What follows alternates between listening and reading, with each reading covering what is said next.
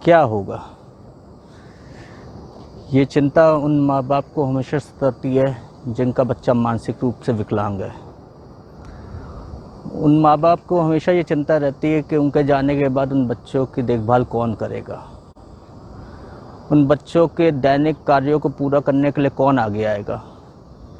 ये चिंता हमेशा सताती रहती है उन माँ बापों को कि कैसे उन बच्चों का भरण पोषण होगा, कैसे उन बच्चों की देखभाल होगी, कैसे उन बच्चों का रख रखाव होगा। ये चिंता हमेशा माँ बाप को सताती रहती है जब तक वो जीवित रहते हैं। ऐसे बच्चे 18 वर्ष के बाद भी अपनी चीज़ें पूरी नहीं कर सकते बिना लीगल गार्जियनशिप के। तो भारत सरकार नेशनल ट्रस्ट ने इस बारे में बहुत सोचा और उन्होंने अध्ययन कर ये भी करा कि लीगल गार्जियनशिप इन बच्चों को बनाया जाए, ताकि इन बच्चों का कोई ऐसा लीगल गार्जियन हो जो उनके माँ बाप के मरने के बाद उन बच्चों की देखभाल कर सके। इन्हीं सब चिंताओं के समाधान के लिए नेशनल ट्रस्ट भारत सरकार ने लोकल लेवल कमेटी का गठन करा हुआ है, जो कि हर शहर में इन बच्चों के लिए लीगल गार्जियनशिप बनाया जा सके। तो आइए जानते हैं इसके बारे में विस्तार से।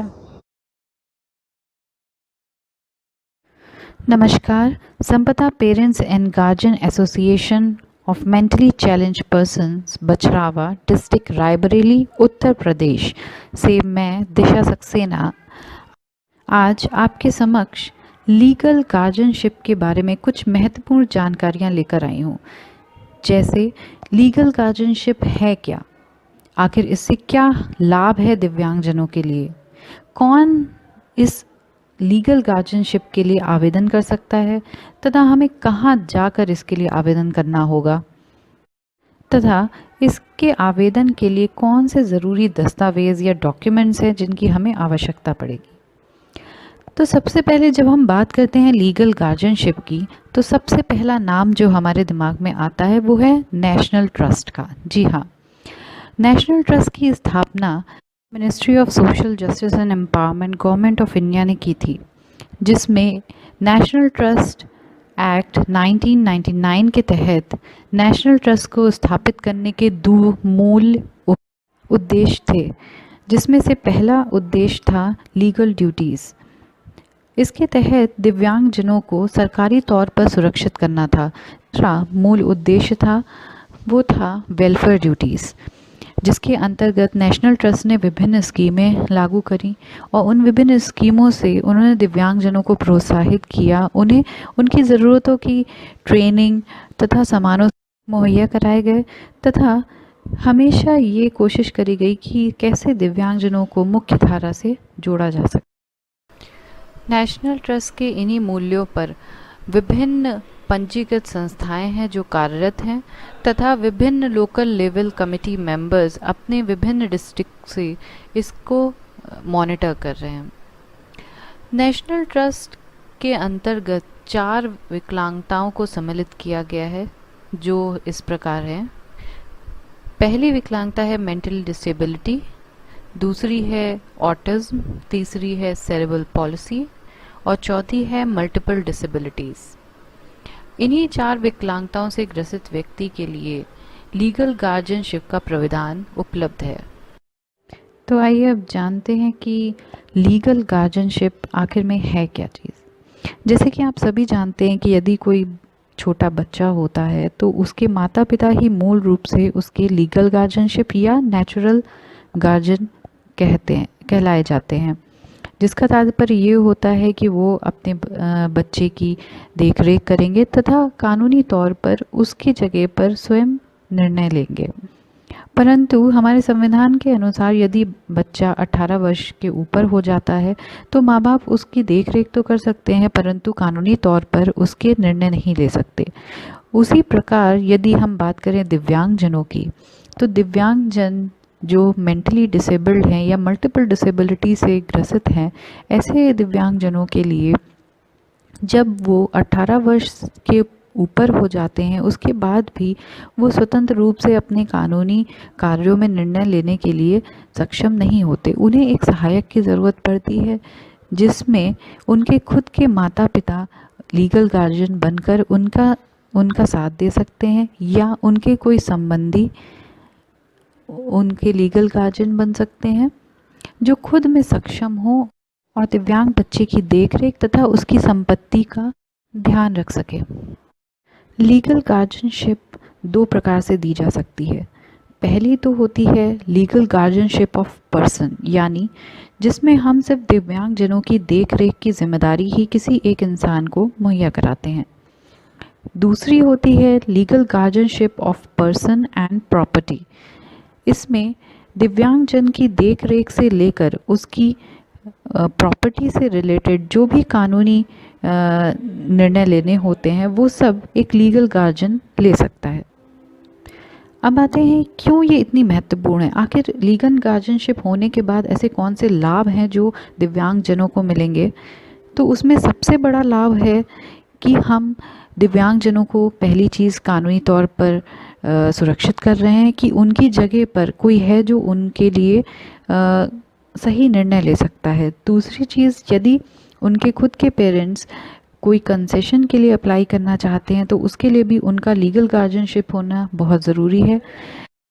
यदि दिव्यांगजन के नाम पर कोई लोन लेना चाहते हैं, किसी तरीके का कोई व्यापार शुरू कराना चाहते हैं, तो उसके लिए भी लीगल गार्जियनशिप का होना बहुत ही आवश्यक है।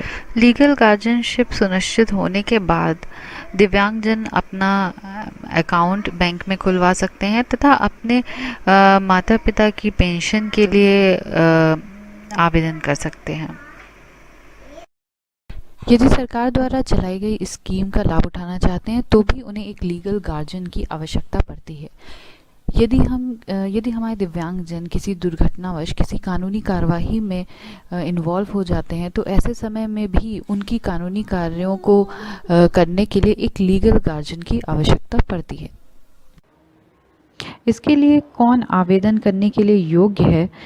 तो यदि दिव्यांगजन के माँ बाप उपस्थित हैं तो वो उनमें से कोई भी लीगल गार्जियनशिप के लिए आवेदन कर सकता है। यदि दिव्यांगजन के माँ बाप नहीं हैं तो उनके कोई भी संबंधी जो उस दिव्यांगजन को अच्छे से जानते हों और खुद में सक्षम हो कि वो पूर्ण जीवन तक उस बच्चे की देखरेख तथा उसकी संपत्ति का ध्यान रख सकते हों। यदि बच्चे के माँ बाप उपस्थित नहीं है तथा कोई संबंधी सामने नहीं आता है लीगल गार्जियनशिप के लिए अप्लाई करने के लिए, तो ऐसी स्थिति में हमारे पंजीकृत संस्थाएं स्वयं को आगे लाकर किसी भी दिव्यांग बच्चे की लीगल गार्जियनशिप के लिए अप्लाई कर सकती हैं। अब इसके आवेदन के लिए आपको कहाँ जाना होगा? तो इसके आवेदन के लिए आपको फॉर्म ए को भरना होगा। इसमें बहुत ही नॉर्मल सी जानकारी चाहिए होती है, जैसे कि जो हमारे दिव्यांगजन हैं उनका नाम क्या है, उम्र क्या है, किस विकलांगता से वो ग्रसित हैं, उनका क्या एड्रेस है। इसी तरीके से जो लीगल गार्जियनशिप के लिए अप्लाई कर रहे हैं उनका क्या नाम है, क्या आयु है। इसके साथ ही आवश्यकता होती है दिव्यांगजन के बर्थ सर्टिफिकेट की, विकलांगता सर्टिफिकेट की तथा राशन कार्ड या आधार कार्ड जिसमें कि हमें एड्रेस प्रूफ मिल सके। यदि कोई पंजीकृत संस्था लीगल गार्जियनशिप के लिए अप्लाई कर रही है तो एक कंसर्न लेटर की आवश्यकता होती है। इन सारी डिटेल्स के साथ हमें ये फॉर्म ए ले जाकर हमारे लोकल लेवल कमेटी मेंबर को जमा करना होता है तथा इसके साथ 2 विटनेस की आवश्यकता होती है और एक लेटर जिसमें आप लीगल गार्जियनशिप देने का आवेदन करते हैं। इस फॉर्म को आप नेशनल ट्रस्ट की वेबसाइट thenationaltrust.gov.in पर जाकर भी जमा कर सकते हैं। यदि आपके आसपास आपके डिस्ट्रिक्ट में कोई पंजीकृत संस्था है तो उसके थ्रू भी आप ये फॉर्म सबमिट करा सकते हैं। ये जहाँ वो वेरीफाई कर ये पुख्ता करते हैं कि जिस इंसान का नाम लीगल गार्जियनशिप के लिए दिया गया है वो सशक्त है और वो दिव्यांगजन की देखभाल अच्छे से कर सकता है। इसकी पुष्टि होने के बाद ही लीगल गार्जियनशिप का सर्टिफिकेट लोकल लेवल कमेटी उस व्यक्ति को इशू करती है। यदि guardianship of person with property है तो इसके लिए लीगल गार्जियनशिप सर्टिफिकेट मिलने के 6 महीने के अंदर दिव्यांगजन की प्रॉपर्टी से रिलेटेड जितने भी दस्तावेज हैं, जितनी भी जानकारियां हैं, वो लोकल लेवल कमेटी मेंबर को जमा करनी होती है, जिससे वे उस दिव्यांगजन की प्रॉपर्टी तथा उसके प्रॉपर्टी के मूवमेंट को वो अच्छे से मॉनिटर कर सके। इन आसान से स्टेप्स को फॉलो करके आप दिव्यांग बच्चे के जीवन को सुरक्षित कर सकते हैं और नेशनल ट्रस्ट की इस मुहिम में आप एक अहम हिस्सा बन सकते हैं। धन्यवाद।